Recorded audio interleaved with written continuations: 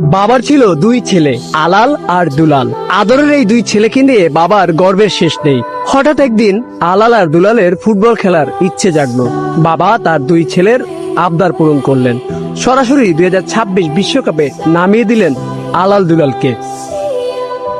বড় ভাই আলালকে দিল সহজ গ্রুপে, আর ছোট ভাই দুলালকে দিল কঠিন গ্রুপে, যেন বড় ভাই আলালের মতো দুলাল পরিশ্রমী হয়ে ওঠে। আর বয়স বিবেচনায় আলাল খেলতে লাগলো সহজ গ্রুপে। বাবার মুখে হাসি ফুটিয়ে আলাল আর দুলাল সব থেকে বেশি গোলে এগিয়ে থাকলো। ছোট ভাই দুলাল পরিশ্রম করে এগিয়ে যেতে থাকলেও বিপত্তি বাধে আলালের ম্যাচে। কেপ ভার্দের সাথে যখন আলাল হারতে বসে, ঠিক তখন চিন্তায় পড়ে যায় বাবা। আর তাই মিশরের ম্যাচে সহযোগী হিসেবে মাঠে নামালো রেফারি। মাঠে নেমেই রেফারি আলালকে বড় বিপদ থেকে বাঁচালো।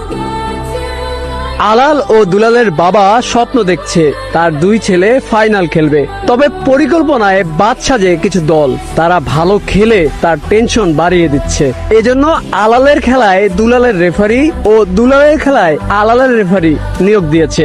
মিশরের ম্যাচে আলাল যখন বিপদে পড়ে, তখন দুলালের একজন রেফারি তাকে বাঁচায়। আর তাই দুলালের ম্যাচে খুশি হয়ে আলাল 5 জন রেফারি পাঠাবে বলে জানিয়েছে। এখন শুধু সময়ের অপেক্ষা।